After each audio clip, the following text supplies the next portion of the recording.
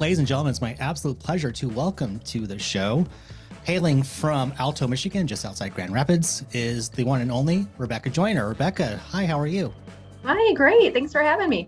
Thanks for joining us. We have you on the show today because you, out of the many, many, many people who entered our essay contest at Ultrarunning magazine for an entry into Western states, you were selected. Congratulations.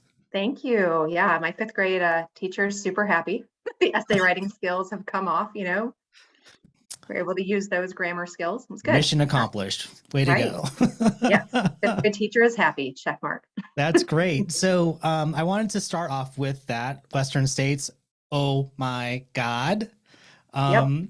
Yeah. So tell me, what's this experience been like with you to learn that you'll be lining up at Olympic Valley this June? Yeah. Oh, it's life-changing, right? I think for most ultra runners, we plan on 10 years of being in the lottery, to be fair, right?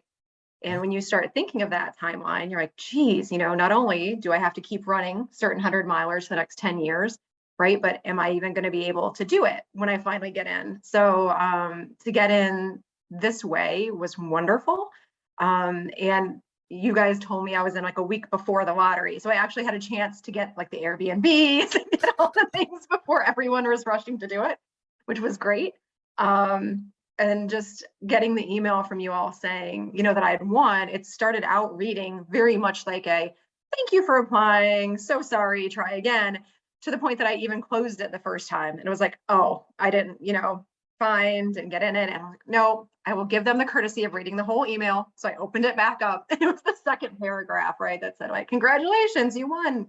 And yeah, that was definitely like, oh crap, this is awesome.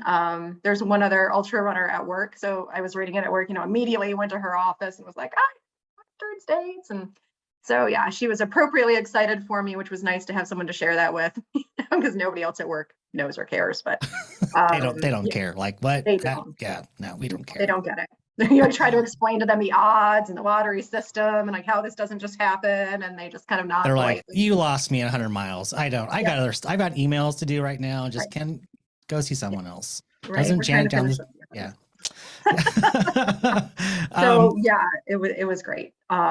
Thank you for not hitting delete on that message, by the way. Thank you very much. Yeah, it's, there's your lesson for the day, right? Read the entire email. Do not be like a type A personality and just think that you know what it says and close it after the first two sentences. So yeah, super excited. So I have 3 young boys, and my husband and I talked about, do we make it a family trip? Because it's kind of a once in a lifetime thing, probably. Yeah. And we're like, yeah, so we're going to take the whole family out, make a vacation of it, go see the redwoods, hopefully afterwards. So yeah. That's great. Yeah. And your husband is also a long distance runner. Is that correct? He is. Yep. We kind of joke in our family that I can beat him over 50K, right? Like he crushes me in under 50K because he's just really fast, like one of those fast marathon guys. But if we're going longer, I can still beat him. That's pretty rad. That is really rad that you can kind of like dangle that over him, like, and how's your 50K distance run, honey, again? Is that, oh, that's right. Yeah. I'm numero uno in this familia. Right. Yeah. Then he coughs up his marathon time, and I just like hide my head in shame. And yeah. So I really like if you don't mind sharing with the audience, and you can read your entire essay at ultrarunning.com. And so you really should, because there are some really great nuggets in there when you share your story when you ran Vol State, which I really think highlights why a lot of us love this sport so much, which it comes down to just the human essence of who we are as human beings, right? So can you touch on what your essay was about and kind of what the heart of it was? Sure. And I also like to say, like, this was a fantastic 500 and 600 word essay that I was forced to cut down to 250 words, which is impossible, right? So hard to try to tell a story in that short amount of time. But yeah, for people maybe that aren't familiar with Vol State, it is kind of an unsupported run across Tennessee in the middle of July. I got in the first time I did it, I got in 4 days before the race started. Yeah, can I pause you right there? Let's say Tennessee is the state. It's the long, skinny, narrow one, folks. Correct. Yeah, It that's not the doesn't, short way. it's not the short one. It doesn't go, north to south. No, that'd be Correct. too easy. Correct. Yeah, yeah, west to east across the long way of Tennessee. And so I'd gotten in 4 days before, so I hadn't really had time to train or think about it much. But I was really worried. It was going to be the longest time I was ever away from my family. I'd never left my family for a whole week or maybe 10 days, however long it takes. And felt really unprepared and really thought like, you could die doing this, right? Like you're a mom, you're a woman, you're going to be on the road by yourself for a very long time. I was lucky enough to have a crew that went with me. I had one guy, a friend Scott, that went for like a safety feature, truly, because you're not allowed a crew, you're not allowed a pacer, I'm sorry. So no one can go with you on the road. So he was there, but yeah, just kind of going down and having that very real feeling of like things could go very wrong here. Just distracted drivers, like it's all on the road. I've heard tales of dogs being a real problem there, because it's very rural and people just let their dogs go, and they're guard dogs. And drunk drivers, you're out all night long, you're out until 2 a.m., 3 a.m. And you're tired, right? And drivers are tired. So I kind of had all that in the back of my head. And then it kind of ended up being like every other race, right? Like once you get to the start line and once you actually get moving on the course, like things kind of fall away. Like you start worrying less about all the things you kind of built up in your head, and the really mundane things start kind of bothering you or kind of playing over on repeat in your head. And one of those things is, it's usually it's the survival kind of stuff, right? Like, what are you going to eat? What are you going to drink? In this case, it really turned into like, where's the next bathroom? Is there going to be another bathroom? Because something we found on there, which is really, I think, idiosyncratic almost to the region, is that they will say the bathrooms are locked, or they will put signs on the bathrooms that say they're closed just to keep people out of them. And I don't know why they do it, but it's a thing. And so you would get to the one gas station in town and be really excited because you were going to be a human again and like get to use an indoor bathroom and you were going to get to wash your hands. And there would be somebody there that was like, no, you don't get to go in, right? Like this isn't for you. And one time I actually started like almost welling up to the guy. I'm like, are you kidding me? Right? Like you're literally the only bathroom for the next 30 miles. And he's like, fine, just go. I'm like, this is what I'm talking about, right? Like there's no reason. Wow. They just take the gatekeeping of the bathrooms there seriously in Tennessee, apparently. They do. I don't know if there is some problem, in the state's history with. Right. I'm the king of toilets in this land. I decide who gets to go. Yeah. Not you. You're running. It's bizarre. And I've done this race twice and it's been the same each time. I don't know. But so you kind of get down again to those very like basic survival things like human needs, right? Yeah. And it just kind of beats you down when you can't, you have these hopes of like using a cup or something and you can't do it. And so a lot of worries, I think, going into races like these too, as a woman, is like being alone on the roads and men, right? Yeah. Because men are going to kill you. And the way that I was raised in the Midwest with a very well-meaning kind of overprotective mother was, if you were out of my sight, you're going to get raped and murdered, right? Like I was never allowed to go running where she couldn't see me. I was never allowed to go for walks where she couldn't see me. The nightly news was always like, jogger was raped and murdered, people are killed. And so kind of, even though you grow up and you realize it's not exactly like that, it's still in the back of your mind a little bit too. So the part of the essay that I focused on was getting to this bathroom, another Shell station. It had been pouring rain, just buckets of rain all day. And I got in there and I'm waiting and waiting because the bathroom's locked for someone to come out. They never do. I finally asked the attendant, like, hey, can you give me the key? The bathroom's locked. She's like, oh yeah, we lock it at 6 o'clock. What? Who does that? I don't understand what you're saying right now, right? Like we're 200 miles in. I know that I'm dirty and I'm cruddy looking because even though I have clothes in the van, I never change them. Like I wear the same thing for 5 days. And I don't look great. But I'm standing and I'm trying to like reason with this woman, like understand what's happening.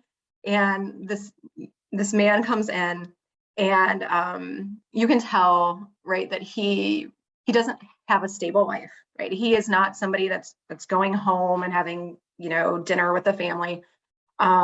He looks in about the condition I do. And he saddles up behind me and kind of whispers in my ear, there's a laundromat right down the road and they have a bathroom. He goes, I'm going to head there now and I'll walk there with you. And all I could think at that moment was just like this utter gratefulness and like flood of humanity, right? That this person would like take pity on me, and just have that connection just like right away to be like, let me help you out. Like, I'm in the same position you are, right? Like, we're in this together, this 30-second bonding moment. And he had this wonderful rainbow umbrella, and like, yeah, we headed out there, and it was meaningful in the moment. Like there's times where you walk away and you think back on things, but it's not like that in ultras, I think, right? Like the ultras are this gift of really distilling down like what's important and what matters. And when people are kind to you, how much that means. And like I knew it then, it was just even in my head, like I could see like if somebody from the outside saw this, right? Of like this woman in the bathroom and this other guy comes in and then they leave together going down the road, like it looks sketchy and questionable. And you're like, but it wasn't. It was just a person being kind, right? Wow. And doing the right thing. So yeah, and that's what I think that's why a lot of us do Fall State, is because it's a really unique experience to see the kindness in people. Do you get weird guys? Yeah. Do you get weird people in general everywhere in your life? Yes. But it's just this overwhelming charity and kindness that people just like pull over on the side of the road, right? And hand you water because they see you walking. And they know it's hot because it's 100, the heat index is 114 there in the summer. And yeah, it's just that kind of thing is like repeated over and over as you go across Tennessee and in 100-mile races everywhere, I think, right? It's just kindness of other runners that you experience when you're lonely on the trail and things aren't going well, or the volunteer that like goes above and beyond to do something to get you moving again. It's not big things, right? But it's just these little things that are just these core human needs that people take care of when you're in ultras, and it just makes it really special, I think. That's such a great story. And the fact that he had this rainbow umbrella and is walking with you out into the darkness. I'm guessing it's dark because it's after 6 p.m., right? Because the bathroom's closed. Right. Everyone knows bathrooms close at 6 p.m., folks. 100%. Yeah, it was sunset. Like there was still enough light out, but it's like rainy and drizzly, and it was a picture too. Like if you were on the outside again watching it and kind of knew the whole backstory, I'm sure it was a beautiful moment to see. Yeah. Right? Did you, on your short walk with him to the laundromat, I mean, did you tell him what you were doing? Yeah, a little bit. And he was. You get mixed reactions from people out there. Some that are just like, oh, okay, very good, because they think you're half crazy or lying about, or they just can't like get their head around it, right? Yeah. Or like, oh, that's amazing, like tell me more about it. What are you doing and what are you raising money for? And then you feel really guilty because you're not raising money for anything, like you paid to do this. Yeah.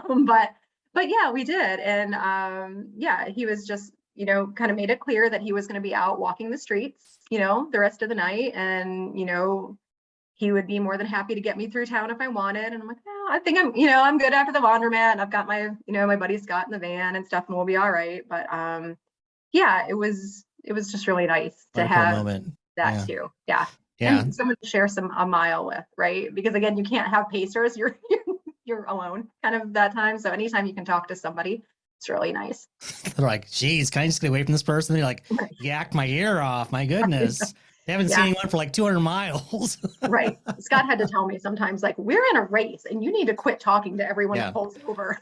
Well, I mean, Scott served you well because you came in, you finished amazingly for third overall, second female at Vol State. Congratulations on that finish. Was that your goal going into Vol State to podium there, or? No, I was hoping to survive. It was really like, just get me there. Especially the first year, though, I do think that drive to get back to my family. Like I said, I had never been gone that long before. And just like, you have to get through this as quickly as possible, right? Like you're not out here to sightsee. You're not out here to dilly-dally around. You're out here to complete the race and get it done and then get back home safe to your family. Yeah. So that was definitely in my head. Did you have any like big takeaways after you finished that event and had a couple of days to like decompress what just happened and what you accomplished? Like what came to the forefront for you? Yeah, I think kind of like I touched on, my whole memories of Ball State is just the kindness of people, of random strangers, and the stories that you hear on the way and the people you meet. There is an older gentleman who just passed this year, Mr. Goad, who would sit on his porch. He was in his probably 80s or 90s, and he had a notebook. And every time a runner would come by, they'd go up on his porch and they'd sit down and talk with him, and they'd write in his notebook. And this year, or the last time I saw him, when we came by, he goes, I think I missed a few people, that were in front. I wasn't expecting them yet. Can you write down their names? And so I'd write down, Bob Hearn and Greg Armstrong, all the people that he might have missed during the night. And those are really the things I think that stick with you and that you reflect back on. The other one was the unbearable amount of pain. Like, I have never felt pain in my life like I had the first year at Ball State. I don't know if you've ever had the blisters that form under the balls of your feet. They are intense. No, it's not a good thing. And it's just like every step is just like knives, but you get through it. Thankfully, that didn't happen the second year. But again, just like that pain, right? Of like, you can keep moving forward because you didn't come all the way here to just go home after 3 days. You didn't drag Scott down here to go home after 3 days. So just keep moving. And yeah, you actually can walk a 30-minute mile. That's physically possible. Right? Like, who knew? Who knew you could go that slow? Who knew? But you can. Yeah, because I think it's really easy to sit at home. A lot of us, I think, can do this and look at some of the times on these courses and think, how could it possibly take that long? Like, I could sleep 6 hours a night and still get done faster than these people do. Yeah. Like, nope, it takes that long. Really does. So I want to get back to Western States, and thank you so much for sharing that story with us. I think it's so special and not one I'll soon forget. But you've been running ultras according to Ultra Science, since 2016. You have 10 100-mile finishes to your name, if I got that right. I hope I do. Yep. And so what Western States is all about. And so what does Western States mean to you? Yeah. That's a tough one, right? I think especially coming from the East Coast and the Midwest, it's just such a special race. Like, we don't get the opportunity to run on those kind of trails, not only just the trail, right? But in that kind of environment too, where there's people, right? There's going to actually be people watching. There's actually people that are, spectating and come out and do it year after year. It's such a big event. That it's pretty unique, right? Like, we're all used to running these races and you finish at night and it's you and the race director and there's no one there. And so, yeah, it's just gonna be nice to kind of be at a big event, right? And see these beautiful mountains and passes that I've never been on before, and I've never run out west. So trying to get over the fear of those climbs and all the incline training I have to do between now and then. But yeah, it's just going to be a really unique experience, and one that I know is probably going to be a one and done, right? For me, for another 10 years, probably to get in the lottery, it's going to be very tough again. So to really just kind of cherish it and soak it all in as much as I can, and try not to just be looking down at the trail, trying not to fall for the first 60 miles. So this you kind of answer my next question, which is that you're a flatlander there in Michigan. So your biggest challenge, I'm guessing, is going to be the hills on the mountains there. So what's your plan to attack that? Yeah. So it's evolving. We have Christy McBride, who is just a wonderful trail racer in northern Michigan. She went down and I think ran one crest for the crest, which is not flat, right? Like, it's pretty steep, pretty technical for what we have around here. So I hit her up and I was like, what do I need to do? Like, you are one of the greatest climbers that I know of. And she was like, well, you need to get an incline trainer. Okay, I don't have $4,000. So what's plan B? I need something else. And so right now the plan is the stair machine at the Y as much as I can. The rolling hills that we have around here, kind of like Casey Tiggy, right? I'm just gonna run up and down these like half-mile hills as much as I can, and I hope that works, because the incline at the Y is 15% on their treadmills. So that's what I'm working with. Wow. So if you have questions, let me know. Taking suggestions from anyone listening, anyone that has opinions on this. I know Jessica one of our Ohio runners, she has like a workout that she has for flatlanders, right? To get in hill shape, like a lifting protocol. So I will probably hit up her lifting protocol and try to bulk up the quads a little bit to prepare for those downhills too. And yeah, hope it works out. In another lifetime, well, I know it's going to work out. I think just by your sheer determination, by what I know about you from all my research, like but you got to do the work. But you'll put in the work where it needs to be done. So I interviewed a guy in another lifetime who lived in Florida, ran Western States. And so the question was, how did you manage the hill training? And he's like, I had an overpass that I would run up and down, and he would do stairs in like a 5-6 story building. And that was his plan. That's what he did. And he had to do it because his dad was a Western States finisher years, decades prior. So, he had to do it. I mean, yeah, and he did. Sure. And he did. Okay. He did. Absolutely. Perfect. Yeah. Okay. I like this. I like that it aligns with my plan B now. Yeah. I mean, if you can beat an overpass, you got this in the bag. Got it. And in a 5-story building, right? In a 5-story building. Up and down. Yeah, pretty much. That's what you got. Yep. As I mentioned, you live in Michigan. The forecast there, the high is on Tuesdays 31 degrees, and the low is a warm 15 degrees. So how do you manage running outside? What's that like? I'm in California. I don't even know what cold weather is. Seriously. Yeah. So up until a week ago, we didn't have a treadmill. I just saw a box for a treadmill, which I think is my Christmas present, in the garage. So that's wonderful. I'm super happy about that. But yeah, so we get up at, we're running when it's 15, because that high of 31 is at like 2 p.m. for about 5 minutes, right? And before it starts cooling down again. So yeah, that's what the training is going to look like from now until probably March or April. It's going to be cold. We do have a ski hill here, which a lot of Michelle Mazzagna, who finished 11th at Western States, is kind of from our area. She's from Kalamazoo. So she trains here, and she, I think, did a lot of the Cannonsburg ski hill up and down. Problem is, the snow is not going to be off that ski hill until May or June. So that's not going to be ideal either. But yeah, other than that, I think just sauna time, right? Like, God bless the Y. I will probably be at the Y on the stair machine and the sauna as much as I can to get ready for the heat in the canyons and stuff like that. So that's the plan right now. Okay. So I want to talk to you about that, about your sauna training, because you attempted Badwater earlier this year.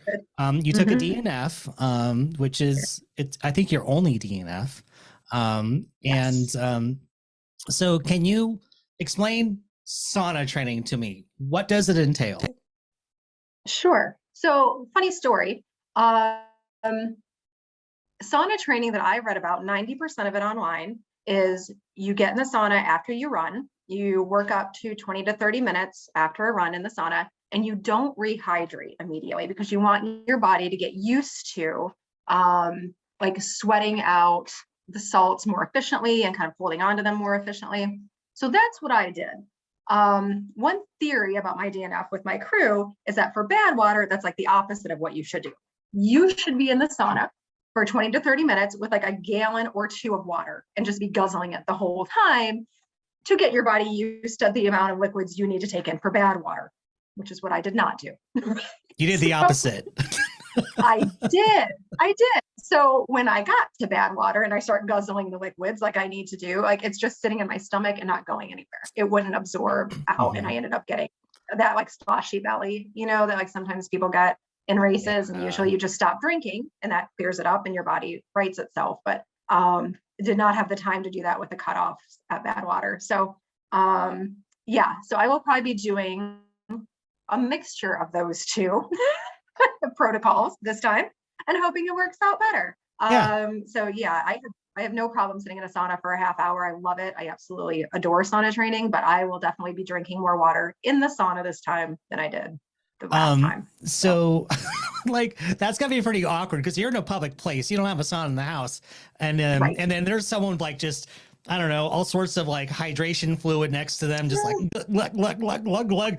And it's be like, hey, there's you can drink outside here. I mean, there are Oh, it's funny because yeah, you get really mad. You find yourself, at least me, getting grumpy with the people that are coming in like from the pool and they just want to warm up for 5 minutes in the sauna and then hop out again. And like they're leaving the door open, you know, and the cold air is coming in. You're just like, shut the door. I'm doing a job here. I have a job. You need to stop. you need to It's put up not a just for sign, your training for enjoyment. Western states. Done. Close. Sauna. No, just put a sauna close. I know Right. it says close. Yeah, just go with it. It's fine. It's like a Tennessee bathroom. It's like exactly. It's a Tennessee bathroom. It closes at 6. Sorry, they Yep. didn't tell you. Right. It's a private sauna now. Everybody knows that it closes at 6 p.m. Jeez. How do you not know that? Where are you from? I know. Oh, God. Yeah, I tell you what. That's rad. So, Yeah. how long, like, are you going in once a week, twice a week? Like, how often are you doing that? Yeah. So before Badwater, I was in there, I would say 4 times a week for 30 minutes or more. But it's just, again, that's a huge time commitment, right? When like you're working and you're trying to run and then you're trying to lift and do all the things and manage a family. So I will start probably doing sauna training in January, February, March, probably March, and just start 2 times a week, then 3 times a week, then 4 times a week, and just get as much as I can in between then and June. So yeah. Yeah. You're a mama of 3 boys. Is that right? I am. Mhm. So 30 minutes, that's I'm not including drive time and anything else that you're doing because you have to work out before you do your sauna training. That's a bit of a luxury in terms of having time to yourself. So It how do is. you balance that Yeah. that load? Yeah. Carefully for sure. And my husband travels a lot for work too, to like add to that. So like we're both working 40-hour week jobs plus his travel time and he's a runner too. So we have to try to balance all of that. A lot of times, like I said, I'm running before the kids get up. So that 15-degree weather, right? When the coldest part and it's cold and dark.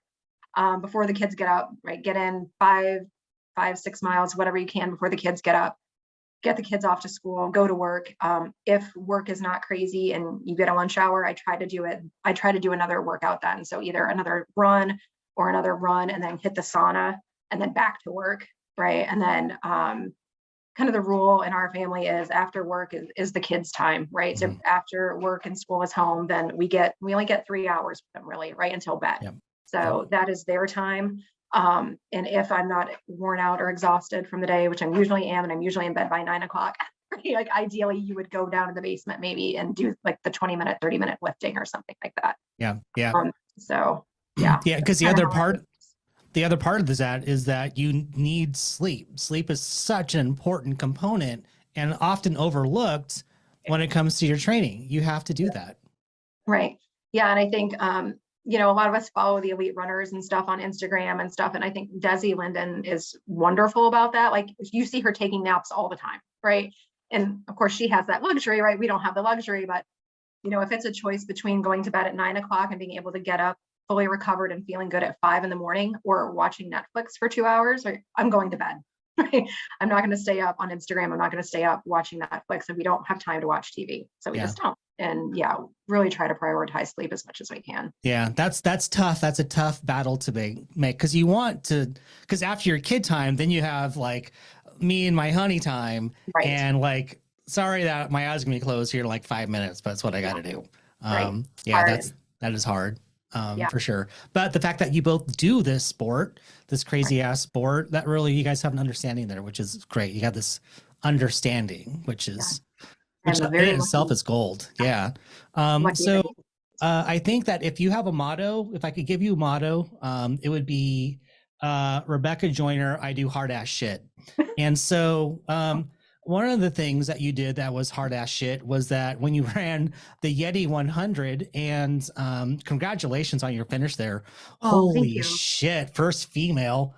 Oh my God. And then, and this year, I know that it happened while there was that devastating hurricane that happened down in the Southeast. And, Yeti, unfortunately, was not immune Right. to those conditions. So, I mean, I've heard it called Yeti cane or Wetty. Yeah, Um, the WS100. Yep. yeah. Yep.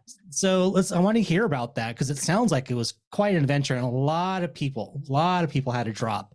I know a friend personally. She flew out here from California to run Okay. it, and her pacers, they pulled her because her lips turned blue and said, "You're done. You got to go." Yeah. Yeah, I think when you kind of tell the story of Yeti cane, people ask like, well, how cold was it? And you're like, well, it was 45, which doesn't sound terrible, right? Like that almost sounds like ideal running It temperatures does. sometimes. Yeah. But it's torrential rains and the winds of like 30 mile an hour winds, right? Mm-hmm. Like there's trees coming down, there's runners getting hit by limbs of trees coming Seriously, down. that happened? Wow.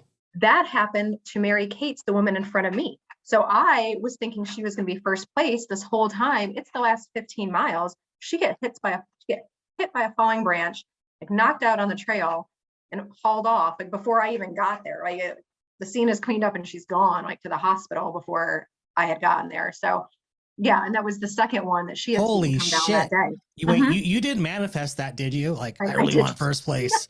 What I if did. I okay, I good. love Mary and I was so excited for her.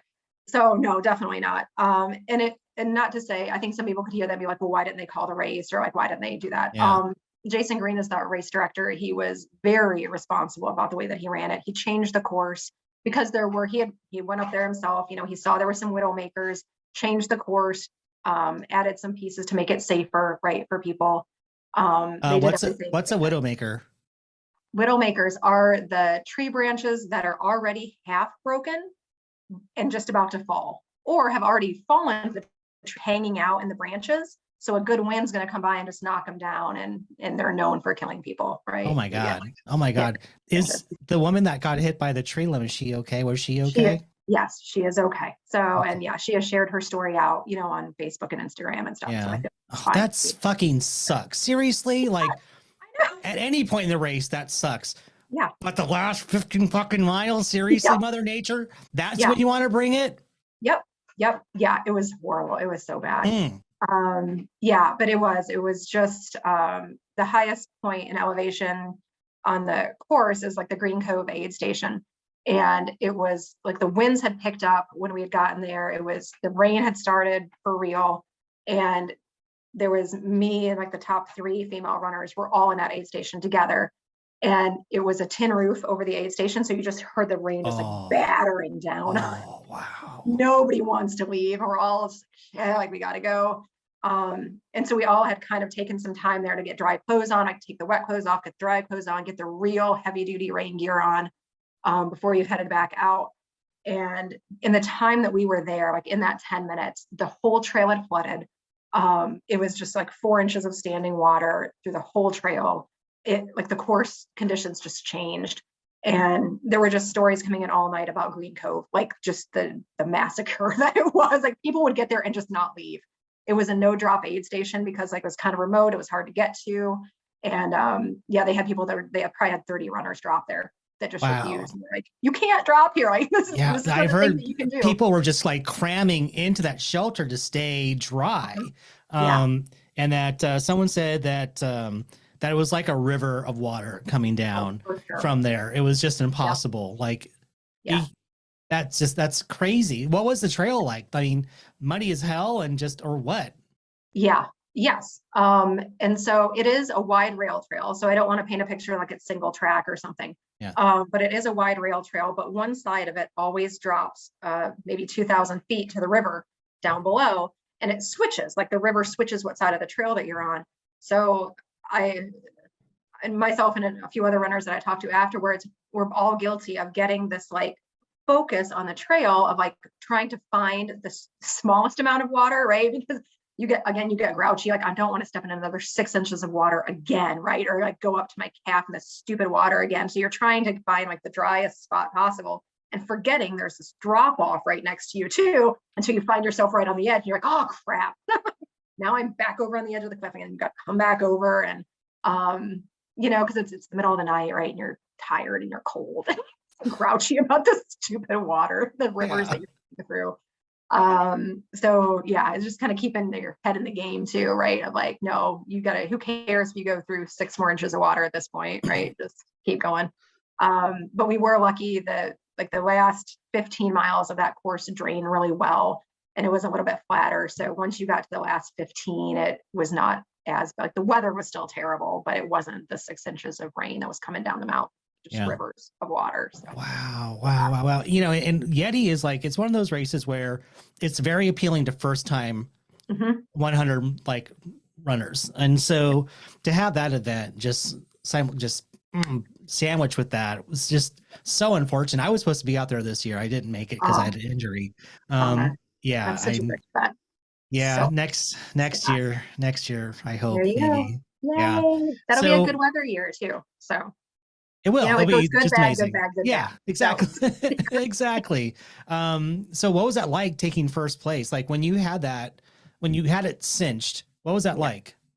yeah, it was surreal. Because I always say that, like, I'm a 100K racer. Like, I like to do the 100K. I like to race it. I can feel fairly confident, like looking at the standings and stuff, of where I'll place in 100K usually. The 100 milers, I still kind of compete for fun, right? Like, I know that I'm not a strong 100 mile racer. And so, Yeti too, like, you can get a really wide range of talent out there. You know, it just depends. It's a lottery of who gets it. And I knew there were at least like 5 solid women, you know, ahead of me that could potentially really have great days. So I kind of went into it like, I would be so happy with top 5. Like, top 5 would be a great day for me. And then, yeah, as the race kind of went down, you kind of saw those front runners just have a hard time, right? Like, somebody's stomach went, and then somebody else had, you know, like a medical issue or something, nothing serious, but you just see like things crashing in front of you, and you're like, oh, look at that, like, hey, I'm in third, that's pretty great, you know, like, let's hold on to this. Podium would be awesome. And then, yeah, coming down and figuring I was probably inside, we passed a third, and figured out maybe I could hold on to second, because third was, again, a really strong runner. Whitney Richmond was behind me, and I was like, she can rally at any point, right, and just crush me. But yeah, we got down there, and then it was like, I think 2 aid stations to the end when I found out that Mary had been knocked out. It's like off the course. And then you have the moral dilemma, right, of how you feel about that. So I'm like, well, crap, this is not how you want to win. That's not how It's anybody not. wants to Yeah. win. No. Right. No, And of course you're like, not. is she okay? Does anybody know, you know, what condition she's in? And they kind of worry about that for a while. And so yeah, it was a weird way to win for sure. But amazing too, right? I never thought I would win the Yeti 100, because that's kind of like a big deal race around here. Yeah. Where it's not like your local, you know, 5K or something. So yeah, just super excited, I guess, and proud of that. I had a crew person who I'd never met before, but just like drove down to crew me because I needed a crew. And she was just a one woman, like, wrecking ball. She was amazing, you know. I'd come in and she'd be like, I think you should put on your raincoat. I'm like, I don't want a raincoat, right? Because nobody wants a raincoat. It's like, how about you just put it in your backpack? All right, fine. You know, and it starts like pouring the mile outside the aid station, right? So she was just on top of things and really just kept us moving really well, and kept me like informed of the conditions of the day and where people were at. So yeah, she was fantastic. And what was her name?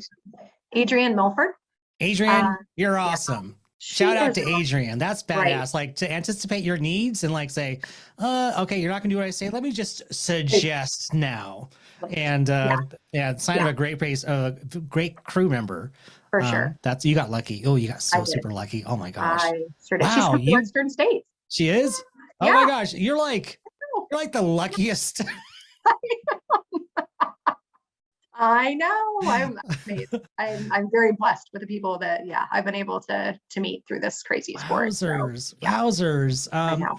So this next part I really want to get into, which I'm really excited about, and it's your I always like hearing people's origin story. Like, I always say, like, superhero movies, like, my favorite part is like the origin of like how they became who they are today. Okay. So how did your adventure in running begin? Were you like a athletic kid? Was that always part of your life growing up? Like, what's the deal? Yeah, most definitely not. Right. Like, what? Seriously, how'd you go from not to like, I do hard ass shit? Right. I don't know really. But yeah, I was like the kid in high school who was probably not going to make the varsity team her senior year because she was so bad, right? Like everybody makes the varsity team when you're a senior on pity alone, but not me. So I hated running, wanted nothing to do with it, and married a runner. So that was fun. And eventually I think like we would do 5Ks on the weekends once in a while, you know, and then I would lay on the couch and just recover for the next 2 days of this huge athletic endeavor that I had just done. But there was a step challenge at work about, you know, whoever can get as many steps in as they can over a 4-week period. And I am a competitive person. So I started walking, and then I discovered like I could get more steps in if I jogged. So I started jogging, and that was when I ran my first 4 miles ever, and pretty much thought I could conquer the world because I had just run 4 miles. And I still remember that feeling, right? I'm like, I just ran 4 miles and I'm not dead, and I'm not like, I'm not laying in a ball on the side of the road. And yeah, so just being able to run 4 miles was so life-changing to me at that point. I was like, maybe I'll do a half marathon, right? Like maybe I could one day do a half marathon. So that's where it started. And I think it's just so hard to start running. Like those first few miles are just so hard. Oh, they're the worst. Yeah. That I don't know that I could ever do it again. So I've just kept going. Like I'm too afraid to stop because I feel like I'm inherently lazy. I don't want to start again if I stop. I'm not. Listen, I'm just keep going. Like, Yeah. like this is how far. Like this is how much I want to keep going. I want to run across the damn state of Tennessee. That's what I'm gonna do. Like, okay, marathon. Okay, what's next? What do I need to do? What do I need to challenge myself with to make sure that I do not stop running? Because I love it, and I love the people, and I love the friends that I've made doing it. But yeah, it was all basically to win $100 gift card at work is what started it. So, and I did. You won it? You won it? Darn right. I did. Yes. Oh my God. And just like, and how prolific that has been for your life. Yeah. Right. My God. And then your husband to boot's like, I'm a runner already, but now she's a runner. Right. Oh man. He's so excited. Yes. Yeah. He was so excited. I'll bet. We ran our first 25K. So Grand Rapids is like big race is a 25K, and they get people from like Kenya and all over the place. Like it's a pretty big deal. Wow. So we ran the 25K, and around here, most people think that's, you know, like the best you're going to do, right? Like, whoa, you run the 25K. Like that's serious, right? And I remember finishing that, and I couldn't walk down the stairs, and my husband's like, you know, we could just do a marathon now. And I'm like, you shut up. Like, I can't even walk. Like, there's no way we're doing a marathon. And then like 4 days later, I'm like, I signed us up for the marathon. Right. We're doing the marathon. So yeah, it's been good. And yeah, my husband, of course, super supportive, and you can't do anything without a supportive partner in some way, I think, in your life to get in their training and the running. That's so very special. That's so very special. Good for you guys. Really, seriously, good for you. Look, but why the hell did you start doing ultras? Like, what was that all about? I really wanted a belt buckle. I'm in it for the accessories. What can I say? I have gift cards and accessories. I'm in. Yeah. The things I'll do for a jacket, right, are really ridiculous. But I know that about myself. Like it's not something, I think people do that, but they don't realize it, right? They're afraid to admit it, that you're really just doing it because you want that jacket. Nobody else has. Yeah. But I know that about myself. So I had found the Huff, which is a winter ultra in Illinois, I think it's Illinois or Indiana. And they gave away a belt buckle for 50K finishers. Oh, well, that's the only way I'm ever going to get one, right? Because there's no way I could run 100 miles. We're never doing that. So I'll do this Huff, and I'll get my belt buckle, and then I can be done, right? That's the coup de grace. And so I did it, and it was horrible. Freezing rain, like you have the ice, like your hair turns into ice dreads when you're out there long enough, and like guys get the ice beard, right?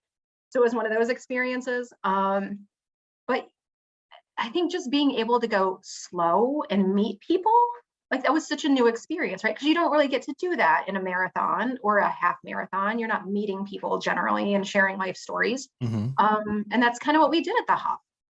And I loved that. So I think that's kind of what hooked me. And it like, oh, you don't have to be fast. And nobody really cares whether you're the first person or the 50th person. You know, you can just kind of go out and have a good time, and then there's beer afterwards. It's a pretty cool thing. So yeah, after that, I was kind of hooked into it, right? And like, okay, well, let's find like, what's the next thing? Like 100K, right? And then I went and did the Eagle Up 100K in Ohio, which is again a fast flat. It's a loop, very beginner friendly. Love that race. And ended up winning that. So it was my first 100K, and I won that, not in an impressive time, by the way. I mean, it's a small race, or it was at the time, but it just gives you that confidence boost, right? Of like, oh my gosh, you could do this, right? Like you can do this. And I think just having that little bit of belief in yourself, whether it's extrinsic from someone telling you, I believe in you, or, setting a goal for yourself and accomplishing it, it's very motivating, right? Yeah. To like meet a goal and to really feel like you can do something. So, yeah, I think that's what, and I loved Eagle Up because again, these looped courses, like you meet people, right? And you see the same people all day and you high five and you kind of learn where they're at, and if they're hurting and you talk to them, or they're having a great time, they pull you along. It's just a really special environment. I love it. That's so cool. Yeah. I'm That is not so one great. of those, runners that's out there to suffer. Like the people that are like, I do it because it's hard. That's not me. Like, if it's not fun, I have no interest in doing it. So, Well, if you've done this long enough, let me hold on, let me get back for 1 second. How much time had elapsed between your steps challenge and your first ultra? maybe a year, maybe a year and a half. Wow, Yeah. yeah, you really don't stop. Yeah, you just keep going. I was afraid to. I don't want to have to start again. Nobody does. It sucks. It's the worst thing ever. That's why we don't want to get injured. It's Exactly. like, oh, starting over stinks. I'm just starting over. Like I'm now in week 3, like that holy grail of week 3 where you're like, oh yeah, I started a new habit. Oh yeah, let's get it. Oh, I'm back. I'm back, baby. I'm so back. Thank God it could not happen soon enough. That first 2 weeks, it was abomination, really was. But sorry. But when you do something long enough, it becomes part of you, and it becomes part of you, and it starts to, anything you do that for that long that is so meaningful, it will change you. So for you, when it comes to ultras, what's your big why now? Like, why do you do ultras? Yeah. Honestly, I think it's to keep myself healthy enough to have adventures with my kids. We did a great exercise. My work had like set aside time for us to really sit down and think like, what do you want out of your life? When you look back on your life, what are the things that you want people to remember and do? And one of the big things for me was I want to have memories with my kids of being out and experiencing nature, and being able to go anywhere they want to go. So if my kids say, I want to go hike Machu Picchu, I want to be ready to say, yeah, let's go, let's do it. We just went to Zion and hiked the subway in and out, right? Which was amazing, especially for like the 8-year-old, right? Who has never done like anything like that in his life. But it's just these wonderful experiences and memories that I know I wouldn't have, right? If I didn't have like this background of ultra running and this kind of level of endurance and fitness in my life. Yeah. I think that, and it just makes me a better person, right? Like it just changes your view on everything. It changes your relationship to nature. It changes your relationship to the environment around you and the people that you interact with. I think a lot of us can get very narrow in our group of friends, right? And like we only interact with people that kind of believe the same way we do, or they think the same way we do. That's true. And running really gets you out of that, because you don't know who's showing up to run groups, right? Like there's going to be liberals and conservatives and Jews and Christians and everybody, but you all run and you all get along when you run, and it's possible, right? Like we don't have to be fighting about things all the time. And I think that's just really emotionally a really good place to be into, where you know that you have these people that, from all different walks of life, that are your true friends that you can spend hours with, and have really deep, meaningful conversations with. And I don't know, it gives you a better feeling of humanity, I think. Yeah. Again, to kind of get back to that, right? Of like, people are good and people are wonderful, and you just need to give them a chance, right? And not judge people so much or so quickly. That's one hell of a shift from your upbringing, from, where your mom taught you to more or less be afraid of the world. Right. You know, no, not that she did. I mean, I'm really kind of broad Hey, stroking it there. no. And I think a lot of moms did in the 80s, right? Like the milk carton kids and the kids are Oh, getting abducted left and right. yeah, mine too. Yeah, I think it was Yeah, a very normal thing. Yeah. yeah. The So, motto that but was yeah, drilled into me was like, don't trust anybody. And exactly. Yeah. yeah, and if that gets Yeah. drilled Don't talk to into you enough, strangers. yeah, Yeah. where Mhm. you become anxious about the world around you. And the truth is that the majority of people are good. Right. You know, Yep. and yeah, there are bad characters out there. There have been bad characters since the beginning of time. I think the internet has Right. really highlighted just how bad they can be. Um, but 100%. Yep. um, but yeah, but we can't be afraid Right. as people. And when we do that, we start to rob ourselves of experiences of what you just said, of meeting new people, and then see humanity that really connects us all. And for you to be able to commune with your human brothers and sisters in nature, it's a really special Mhm. thing, and it's not something we should take for granted anytime soon. um Good for you. That I was a agree. great answer, really great answer. Oh, Yeah. thank you. Yeah, your philosophy teacher would have been very proud. So your English teacher and philosophy teachers are like just totally stoked right now. Oh, Um, so awesome, right? so I know that the 100K is your favorite distance. You kick ass at that. That's a great I've never run 100K. I really want to. Uh, It's like you just really? leave it all out there, and you like it was enough. Like, yeah, I can call that Yeah. one a day.